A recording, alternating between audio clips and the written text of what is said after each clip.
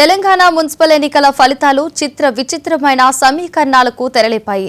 రాష్ట్ర వ్యాప్తంగా 15 మున్సిపాలిటీల్లో ఏ ఒక్క పార్టీకి స్పష్టమైన మెజారిటీ రాకపోవడంతో పాలకపీఠం ఎవరికి దక్కుతుందనేది ఉత్కంఠగా మారింది.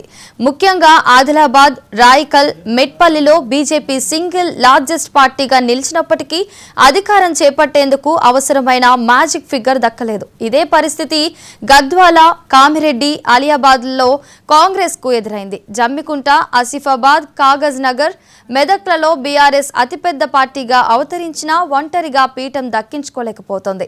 ఈ అనిశ్చితి వల్ల ప్రతి మున్సిపాలిటీలోనూ కనీసం 2 ప్రధాన పార్టీలు లేదా స్వతంత్రుల మద్దతు కూడగట్టుకోవడం అనివార్యమైంది. కింగ్ మేకర్గా మారిన స్వతంత్రులను ప్రసన్నం చేసుకునేందుకు ప్రధాన పార్టీలు క్యాంపు రాజకీయాలకు తెరలేపాయి.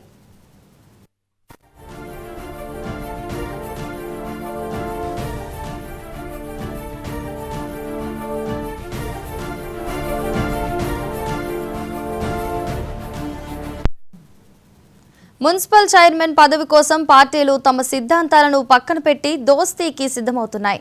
అమరచింతలో కాంగ్రెస్, బీజేపీ, బీఆర్ఎస్ ముగ్గురికి సమానంగా 3 వార్డులు రావడంతో అక్కడి రాజకీయం రసవత్తరంగా మారింది. గద్వాల, అమరచింతల్లో బీజేపీ, బీఆర్ఎస్ లోపాయికారి ఒప్పందాలు చేసుకుంటున్నాయనే ప్రచారం జోరందుకుంది. అలంపూర్లో కాంగ్రెస్, బీఆర్ఎస్ కు 5 వార్డులు రావడంతో ఎక్స్ అఫీషియో ఓటే విజేతను నిర్ణయించనుంది. ఖానాపూర్లో బీజేపీ, బీఆర్ఎస్లు చెరో 4 వార్డులతో సమానంగా నిలవడంతో అక్కడ స్వతంత్రులదే కీలక పాత్ర. నారాయణపేటలో బీజేపీకి మెజారిటీ అడుగు దూరంలో నిలిచింది. పీఠం దక్కించుకోవడానికి కాంగ్రెస్తో బీఆర్ఎస్ కలుస్తుందా లేక బీజేపీతో బీఆర్ఎస్ జతకడుతుందా అన్నది ఆసక్తి రేపుతోంది. ఫిబ్రవరి 16న జరగబోయే చైర్మన్ ఎన్నికల్లో ఏ వింత పొత్తులు వెలుగులోకి వస్తాయో వేచి చూడాలి.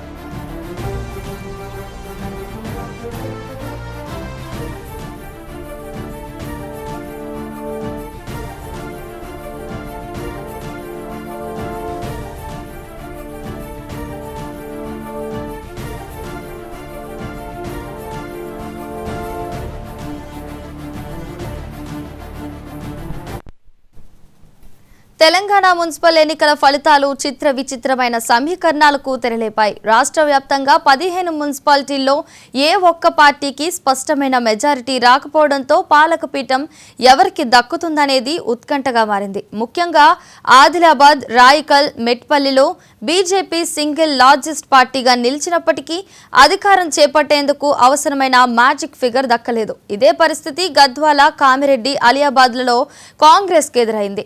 జమ్మికుంట, ఆసిఫాబాద్, కాగజ్ నగర్, మెదక్లలో బీఆర్ఎస్ అతిపెద్ద పార్టీగా అవతరించినా ఒంటరిగా పీఠం దక్కించుకోలేకపోతోంది. ఈ అనిశ్చితి వల్ల ప్రతి మున్సిపాలిటీలోనూ కనీసం 2 ప్రధాన పార్టీలు లేదా స్వతంత్రుల మద్దతు కూడగట్టుకోవడం అనివార్యమైంది. కింగ్ మేకర్గా మారిన స్వతంత్రులను ప్రసన్నం చేసుకునేందుకు ప్రధాన పార్టీలు క్యాంపు రాజకీయాలకు తెరలేపాయి.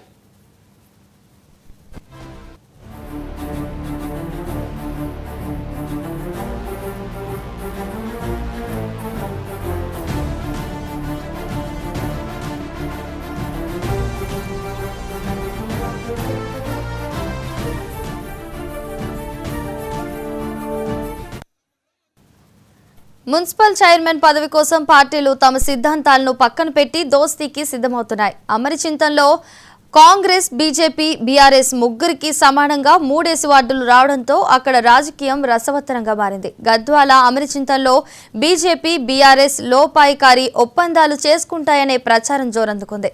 అలంపూర్లో కాంగ్రెస్, బీఆర్ఎస్ కు 5 వార్డులు రావడంతో ఎక్స్ అఫీషియో ఓటే విజేతను నిర్ణయించనుంది. ఖానాపూర్లో బీజేపీ, బీఆర్ఎస్లు చెరో 4 వార్డులతో సమానంగా నిలవడంతో అక్కడ స్వతంత్రులదే కీలక పాత్ర. నారాయణపేటలో బీజేపీకి మెజారిటీకి అడుగు దూరంలో నిలిచింది. పీఠం దక్కించుకోవడానికి కాంగ్రెస్తో బీఆర్ఎస్ కలుస్తుందా లేక బీజేపీతో బీఆర్ఎస్ కలుస్తుందా అన్నది ఆసక్తి రేపుతోంది. ఫిబ్రవరి 16న జరగబోయే చైర్మన్ ఎన్నికల్లో ఏ వింత పొత్తులు వెలుగులోకి వస్తాయో వేచి చూడాలి.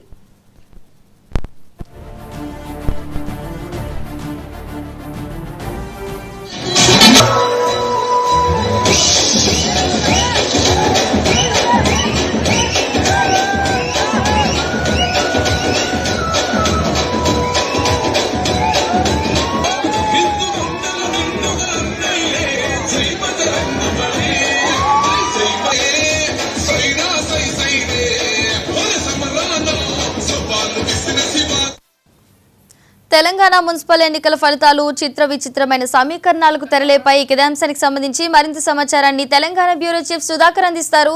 సుధాకర్, చెప్పండి. మున్సిపల్ కార్పొరేషన్ ఎన్నికల ఫలితాలు నిన్న వెలువడిన తర్వాత చాలా క్లియర్ కట్ గా కాంగ్రెస్ పార్టీ 80 మున్సిపాలిటీలలో ఏకపక్షంగా విజయాలు నమోదు చేసింది. తన స్వతహాగా చైర్మన్ వైస్ చైర్మన్ దక్కించుకుంటుంది.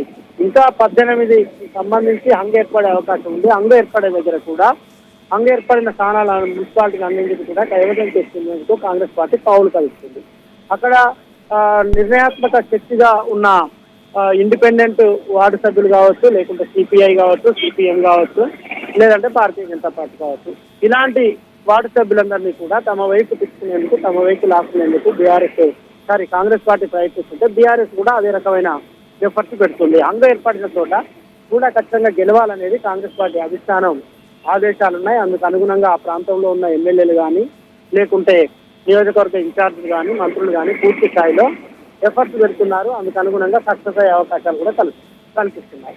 ఈ నెల 16వ తేదీన అంటే ఎల్లుండి ఉదయం 10 గంటలకి మున్సిపల్ చైర్మన్, వైస్ చైర్మన్, అదేవిధంగా కార్పొరేషన్లకి మేయర్, డిప్యూటీ మేయర్ల ఎన్నిక జరుగుతుంది. ఈ ఎన్నికను ప్రతిష్టాత్మకంగా తీసుకున్నారు. ఏదైతే చాలా కష్టపడి పనిచేసి ఎక్కువ మున్సిపాలిటీ కార్పొరేషన్లు దక్కించుకున్నారో అదే స్థాయిలో 16వ తేదీని కూడా కష్టపడితే మెజారిటీ మున్సిపాలిటీలను కార్పొరేషన్లను దక్కించుకుంటామనేది కాంగ్రెస్ పార్టీ అభిప్రాయంగా కనిపిస్తుంది. అందుకు అనుగుణంగా అన్ని ఏర్పాట్లు చేస్తుంది. హంగు ఏర్పడిన ప్రతిదీ దక్కించుకోవాలని చూస్తుంది. కానీ బీఆర్ఎస్, భారతీయ జనతా పార్టీ ఒకటై మిగతా హంగు ఏర్పడిన మెజార్టీ స్థానాలు గెలవాలనేది బీఆర్ఎస్, భారతీయ జనతా పార్టీ చూస్తున్నాయి. అందుకు అనుగుణంగా ఆ రెండు పార్టీలు ఎన్నికలు పూర్తయిన తర్వాత కలిస్తే వచ్చే ఇబ్బంది ఏం లేదని పార్టీలు భావిస్తున్నాయి. కాబట్టి బీఆర్ఎస్, బీజేపీ ఒకటయ్యే ఛాన్స్ ఉంది. ఎంఐఎం, కాంగ్రెస్ ఒకటయ్యే ఛాన్స్ ఉంది. సిపిఐ, సిపిఎం కాంగ్రెస్ పార్టీకి మద్దతు ఇచ్చే అవకాశం ఉంది. ఉదాహరణకు మహబూబాబాద్ మున్సిపాలిటీ ఉంది. సిపిఎం 3 వార్డులు, సిపిఐ 3 వార్డులు గెలుస్తున్నాయి. ఈ ఇద్దరు కూడా కాంగ్రెస్ పార్టీకి మద్దతు ఇస్తారు. జనగామ మున్సిపాలిటీలో 4 ఇండిపెండెంట్ గెలిస్తే 2 బీఆర్ఎస్ కి, 2 కాంగ్రెస్ కి మద్దతు ఇచ్చారు. ఇక్కడ ఎక్స్ఆఫీసీ ఓట్లు కీలకంగా కాబోతున్నాయి. MLA Palla Rajeshwara Reddy BRS party నుంచి ఉన్నారు. ఆయన బీఆర్ఎస్ కి ఓటు ఇస్తారు. అదేవిధంగా సామల కిరణ్ కుమార్ రెడ్డి ఎంపీ ఎక్స్ఆఫీసీ ఓటు కాంగ్రెస్ వేస్తారు. మళ్ళీ సమానం అవుతుంది. కాబట్టి అక్కడ ఎవరినో ఒకరిని బీఆర్ఎస్ నుంచి గెలిచిన వార్డు సభ్యుల్ని కాంగ్రెస్ వైపు లాక్కోవడమా, లేకుంటే కాంగ్రెస్ వైపు నుంచి గెలిచిన వార్డు సభ్యుల్ని బీఆర్ఎస్ వైపు లాక్కోవడమా అనేది ఏది జరిగితే అది క్లియర్ గా వచ్చే అవకాశం ఉంది. చాలా వరకు మెజార్టీ హంగు వచ్చిన దగ్గర కాంగ్రెస్ పార్టీ గెలిపే లక్ష్యంగా ముందుకు పోతుంది. అందుకు అనుగుణంగా అన్ని ఏర్పాట్లు చేసుకుంటున్నారు. గెలిచిన వారందరినీ ఇప్పటికే క్యాంపుకు తరలించారు. హైదరాబాద్ నగర శివారులలో ఉన్న రిసార్ట్స్, లేకుంటే ఇతర ఫంక్షన్ హాల్ కావచ్చు, లేకుంటే ఇవన్నీ కూడా పూర్తిగా నిండిపోయాయి. ఎమ్మెల్యేలకు సంబంధించినవి, మంత్రులకు సంబంధించినవి, లేకుంటే ఇతర రాజకీయ పార్టీలకు సంబంధించిన రిసార్ట్స్ అన్నింటినీ కూడా అన్ని బుక్ చేసుకున్నారు. గెలిచిన అభ్యర్థులందరినీ తీసుకొని అక్కడ ఉంచారు. వారిని ఎల్లుండి ఉదయం 10 గంటలకు నేరుగా కార్యాలయాలకు తీసుకొస్తారు, ఓటింగ్ చేయిస్తారు. Right, thank you Sudhakar.